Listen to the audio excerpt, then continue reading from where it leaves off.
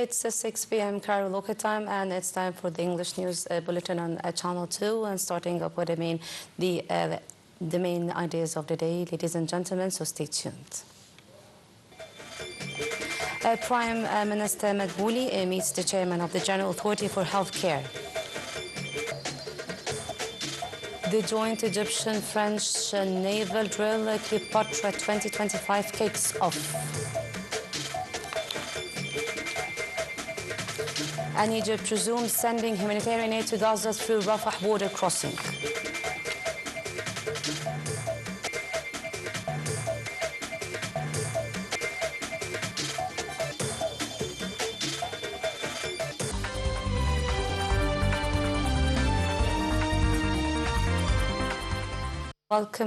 Welcome back, ladies and gentlemen. The news in full detail. In his the meeting with the chairman of the General Authority for the Healthcare, Dr. Ahmed Al-Sobki, the Prime Minister Mustafa Madbouli has discussed the preparations for the second phase of the Comprehensive Health Insurance System program. Prime Minister Madbouli has affirmed the Comprehensive Health Insurance System reflects the state keenness to offer better health services to the citizens nationwide.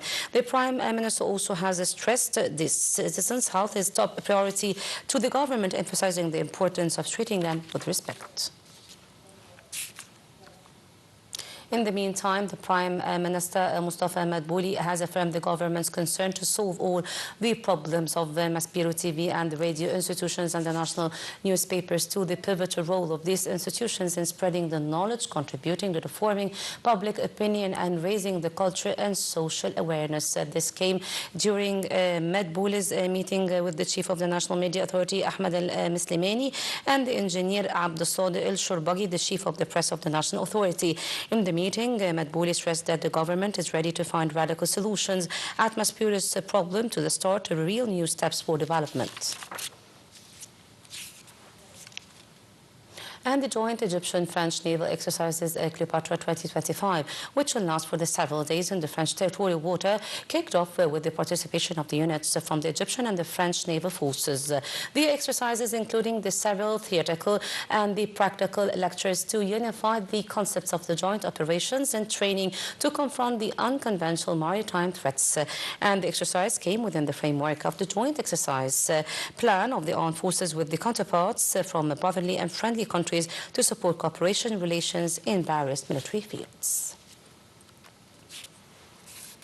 And the Minister of Foreign Affairs, Badr Abdelati, held a meeting with the Belgian Deputy Prime Minister and the Foreign Minister, Maxime Perstov, on the sidelines of his participation in the Sour Bani Yas Forum in the United Arab Emirates, where they affirmed the depth of the Egyptian-Belgian relations. The meeting tackled the means of enhancing economic investment and educational cooperation in addition to the field of migration and the return of the Egyptian antiquities. The meeting also discussed the regional developments, especially the situation in Gaza Strip, as they stressed the importance of the concentrated international efforts to cement the ceasefire, ensure the access of humanitarian aid, and the facilitation reconstruction.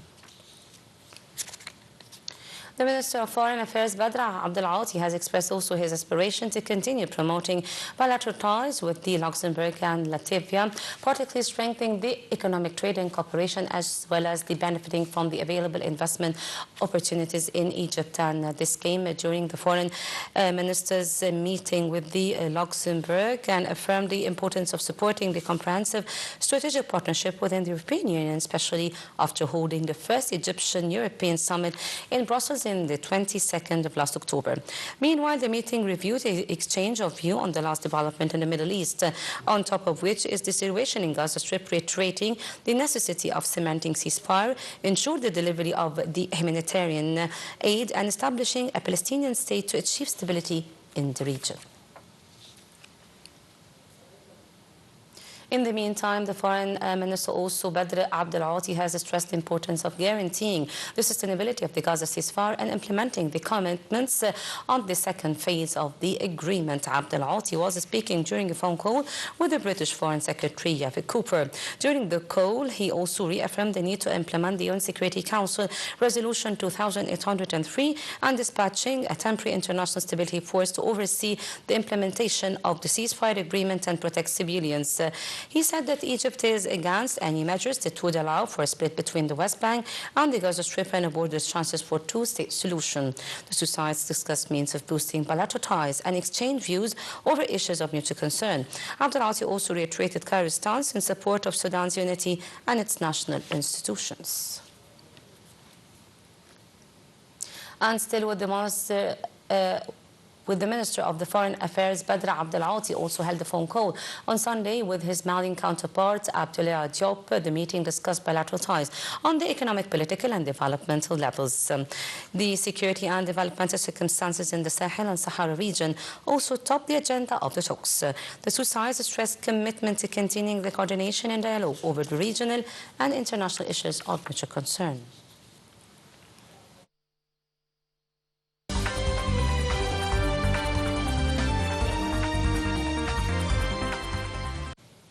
And moving to Gaza, the Egyptian Red Crescent said that the 93rd humanitarian aid convoy provided from Egypt to Gaza started entering the war-torn strip today via a sub-portal of the Rafah border crossing after stopping the aid entrance for 2 successive days. The convoy, part of an Egyptian organized initiative called Zad al-Izza, aims to alleviate the humanitarian suffering of Gazans.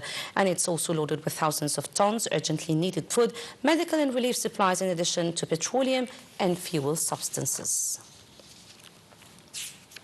The Hamas resistance movement announced its commitment to all articles of the Gaza ceasefire agreement, while the Israeli occupation continues breaches on a daily basis. It also renewed its calls on the mediators, on the U.S. administration, and pressure like Israel's occupation government to commit to the agreement. And it reiterated its full rejection to any form of guardianship on Gaza or any of the occupied land, warning against attempts to relocate the Palestinians and remapping the strip under the Israeli occupation scheme. And moving to Lebanon, where the Lebanese Health Ministry said that an Israeli occupation strike on southern Lebanon on Sunday killed 1 person despite a ceasefire between Israel and Hezbollah. In a statement, the ministry said that an Israeli enemy strike on a motorcycle in the South Lebanon killed 1 person and wounded another. And Israel has repeatedly bombed Lebanon despite the truce, usually saying it's targeting Hezbollah members and infrastructure to stop the group from rearming. And the Secretary General Antonio Guterres said that a drone strike hit the United Nations facility in war-torn Sudan on Saturday, killing 6 peacekeepers. UN Guterres said in a statement that the strike hit the peacekeeping logistics bases in the city of Kalgoorlie in the central region of Kordofan. 8 other peacekeepers were wounded in the strike. All the victims are Bangladesh nationals serving in the UN Interim Security Forces for Abiy, UNISFA. Guterres said also that the attacks targeting United Nations peacekeepers may constitute war crimes under international law. The Sudanese military blamed the attack on the Rapid Support Forces, RSF, a notorious paramilitary group at the war with the army for the control of the country for more than 2 years. And Australian police said on Sunday that 2 people were in custody after reports of gunshots and injuries at Sydney's Bondi Beach. Details in the coming report. Multiple people were injured and first responders were working to save lives on Sunday after a shooting at Sydney's Bondi Beach. Officials said 13 people were taken to hospital after the shooting. Prime Minister Anthony Albanese called the incident shocking and distressing, adding that emergency responders are on the ground and working to save lives. Israeli President Isaac Herzog said Jewish people who had gone to light the first candle of the Hanukkah holiday on the beach had been attacked by vile terrorists. One of the world's most famous beaches, Bondi, is typically crowded with locals and tourists, especially on warm weekend evenings. Videos showed people on the beach and nearby a park scattering as multiple gunshots and police sirens could be heard. The attack came almost exactly 11 years after a lone gunman took 18 people hostage at the Lind Cafe in Sydney. 2 hostages and the gunman were killed after a 16-hour standoff.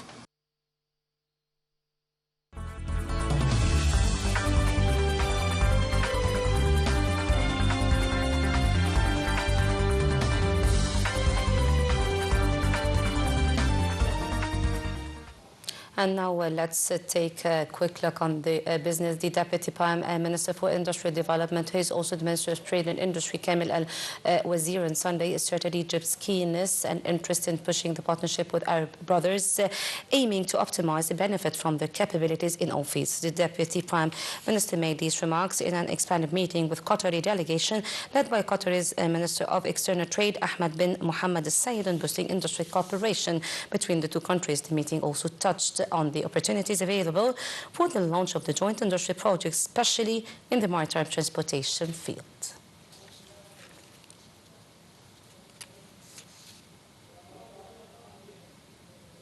And the Minister of the Petroleum and the Mineral Resources, Karim Badawi, on Sunday unveiled Egypt's offering of 5 new initiatives for boosting Arab cooperation in the energy security field, and the forefront of which is developing the 2030 Arab Energy Linkage Plan. The Minister made the announcement as he chaired Egypt's delegation to the annual ministerial meeting of the Organization of the Arab Petroleum Exporting Countries, currently held in Kuwait.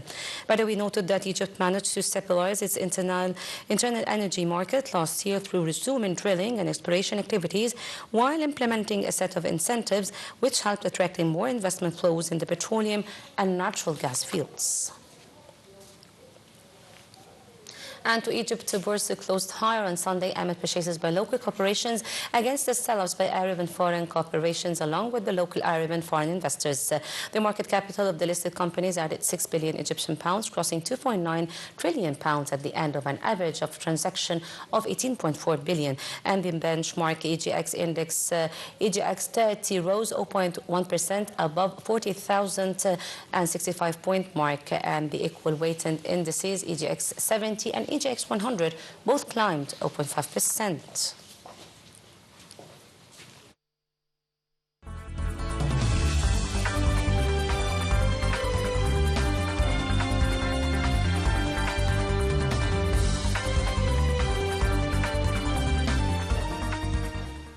And now, ladies and gentlemen, with the sports, the defenders laid bare and Donny gave the Brazilians Flamengo 2-0 victory over Egypt's Pyramids in Qatar on Saturday to reach the Intercontinental Cup final. The Rio de Janeiro club will face European champions Paris Saint-Germain for the trophy in Doha on Wednesday. The Intercontinental Cup brings together the winners of the 6 Confederation Champions League competitions in a condensed format that aims not to overshadow the 32-team Club World Cup. Launched last year by FIFA and due to be held every 4 years. As European champions, PSG qualified directly from the final.